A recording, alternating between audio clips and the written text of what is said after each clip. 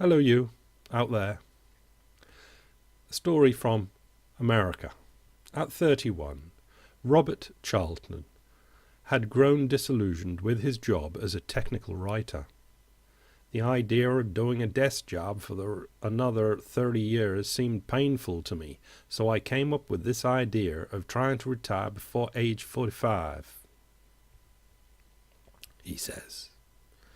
He shared the idea with his wife, Robin, who was then 31 and working as a travel agent. Robert read up on personal finance instead of hiring an advisor and looked at taxable accounts they could draw from before turning 60. During that period, Robin completed an accelerated nursing program to become a registered nurse. By age 43, they'd gone from $16.88 in their checkbook at age 28 to saving up enough money to leave both their jobs and live off the interest and travel the world. How did they do it? First, they cut housing costs. The Charltons spent a year carefully tracking their spending to see where they could cut back. But as Robert says, the truth of the matter is we really didn't have that much fat to cut out. Still, they agreed to rent out half of their bi-level starter home they owned in Boulder, Colorado, so they could pay off the mortgage and paid their savings. Switching from a 30-year to a 15-year mortgage also helped the couple reach their goal. You save so much on interest that it does result in a higher monthly payment, but not as high as you would think, says Robert. They later sold their house and put the equity into a bond fund. It goes on. Number 2, I've just highlighted the top of. Instead of buying new cars, the couple kept their old ones, and Robin stuck to grocery shopping lists instead of buying whatever caught their eye. Yes, Kitty. 3 was they lived below their means. Now they've left the workforce, the Charltons live modestly by staying in hostels and that's around the world, and focusing on less expensive travel destinations. They've estimated needing between $30,000 and $40,000 a year, and they've managed to stay in that range, though they're averaging closer to $40,000. Earlier this year, they splurged on a trip to Italy and Switzerland for their 25th wedding anniversary. However, Robert says, we typically have tried to travel places where the dollars go further, like Argentina or Chile, where the exchange rate was in our favour. Good thinking.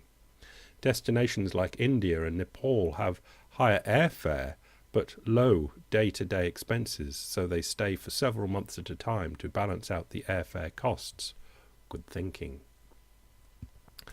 So it can be done. Having children obviously puts an end to any of that sort of thinking, I would imagine, and quite a lot of things do. But it can be done. Right, I'll just check on Kitty. Is she going to be all right? Let's hope so. Right. The second link is U-Switch. Quality of life in the United Kingdom is now the worst in Europe.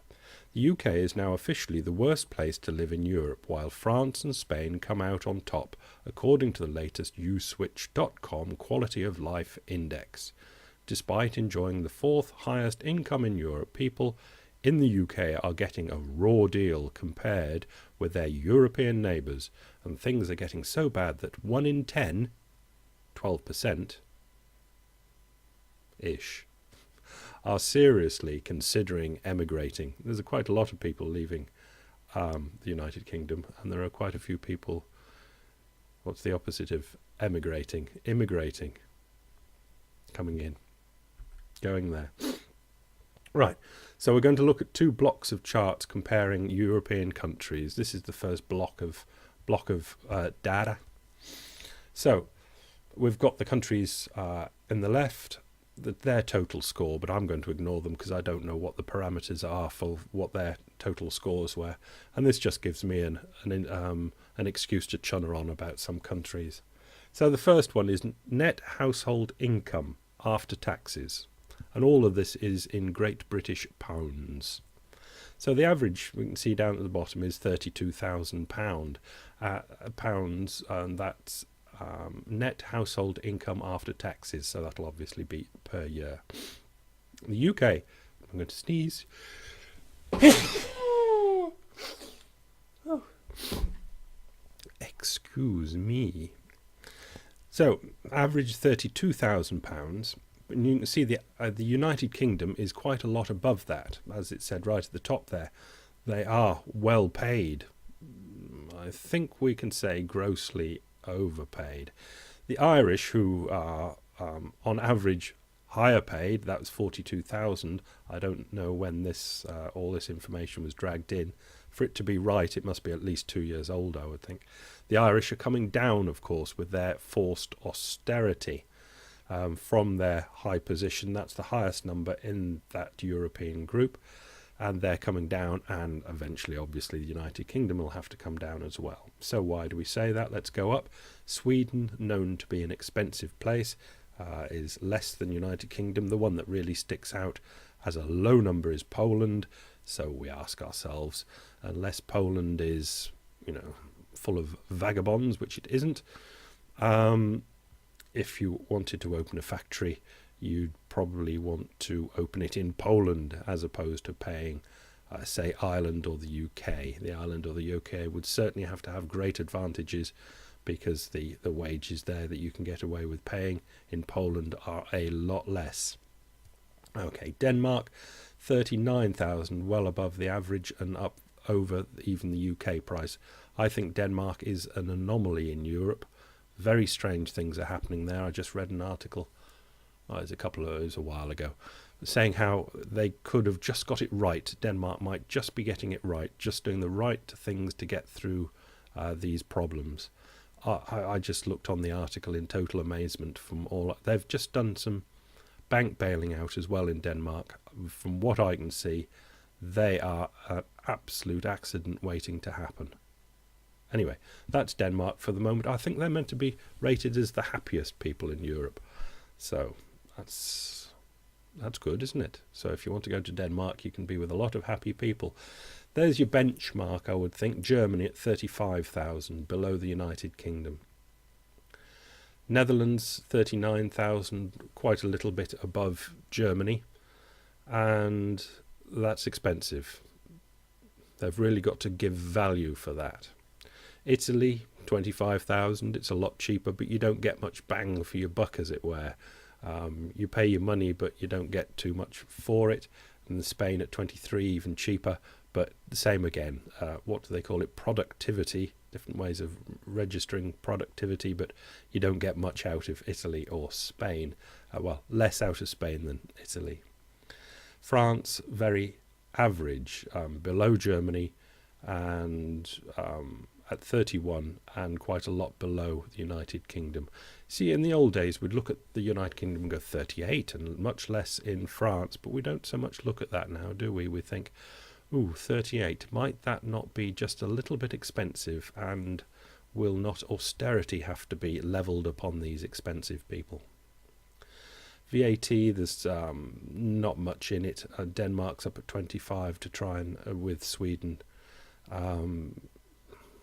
But United States people probably look on in shock and horror that 18, 19, up to 25% VAT on everything. It's less on some things in selected countries, some food or children's clothing or whatever. Average working hours, quite interesting, I suppose. The average 36. The UK bang on with 36. Poland 40, so you get quite a lot of working hours for the small amount that you have to pay Polish people. Denmark, they work less at 33. There's the Netherlands only at 30.6, and compare that with Germany's 35 average hour in a week. They've got to be very, very, very efficient to make that worthwhile in Holland. To only work 30.6 hours a week when Germany are working 35.7. And up at the top, the others work longer, 37 and 38 in Italy and Spain, but they're there, but they're not doing much. France, the 35-hour week was an idea, but it's drifted away and it's up to 38, which is just average now. In fact, above average. Hours of sunshine, it would be important if you're considering where to go and live. The average is 1,700. That's hours per year. Yeah, hours per year. Ireland, with only 1,300, brings the average right down, and Spain, with nearly twice as much, pushes the average up. But yes, I would want a great amount of compensation if I had to go to somewhere where the sun didn't shine much. Retirement age is changing so quickly now. I'm not even going to talk about it because it's changing. Number of holidays per year. Again, this will shock people in America. Average is 33.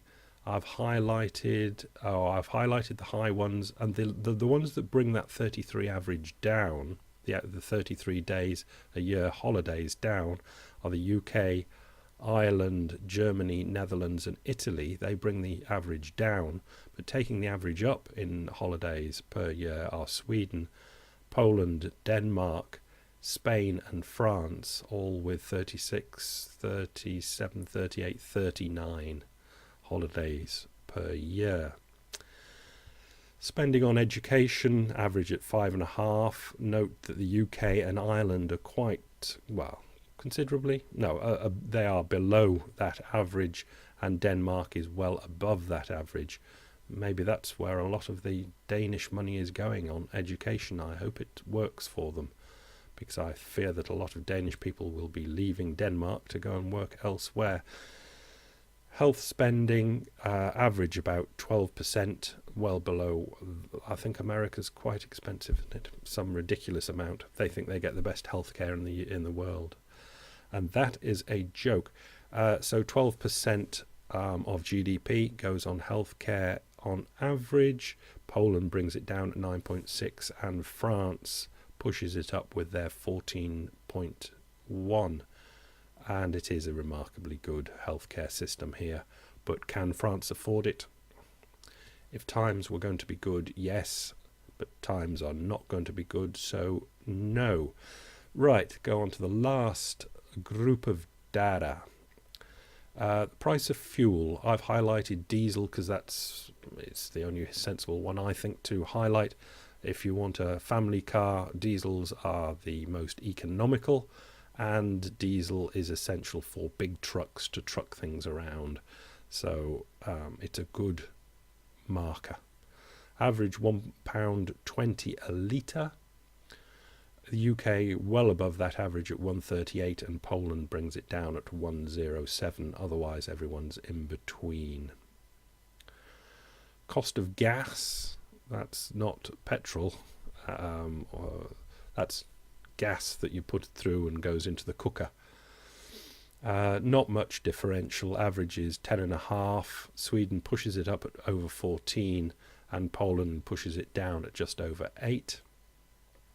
Cost of electricity per kilowatt hour, 11p on average, and that is what the UK is. Ireland is slightly expensive, and France is pushing the price down because of their nuclear that they've had going for a long time, so it's cheaper.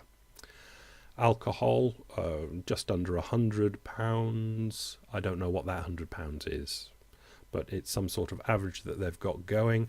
Ireland's very expensive, 140, well above that average, and it's Germany who can trust their population to drink, so they don't put these sin taxes on them, at 66, and the cheapest is Spain at 62, and that's just because that's the way they rock and roll.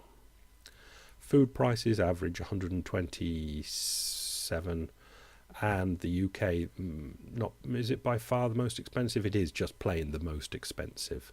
Maybe because it's an island and they have the extra cost of shipping things in. I wouldn't like to say why it is, because we've seen it's not VAT, it's just generally more expensive. And strangely, does that give us a hint that Ireland is so much cheaper? Just above, I haven't highlighted it, 112 in their basket of whatever it is, food. In Ireland at 112, with the UK at 145. Does that give us a hint? I don't know. Cigarettes not interested in. Life expectancy, all pretty much of a muchness. Poland is still catching up. They're only 76, but I think in 10 years' time they will have caught up. And Spain, surprisingly, is the highest, with 82. But everybody else is just about the same now. Western world, that's what you get for your in a lifetime. So there's the question: where do you want to spend the rest of your life? Do you want to move? Do you want to stay where you are? Leave it with you. Something to think about over the weekend. See ya. Bye.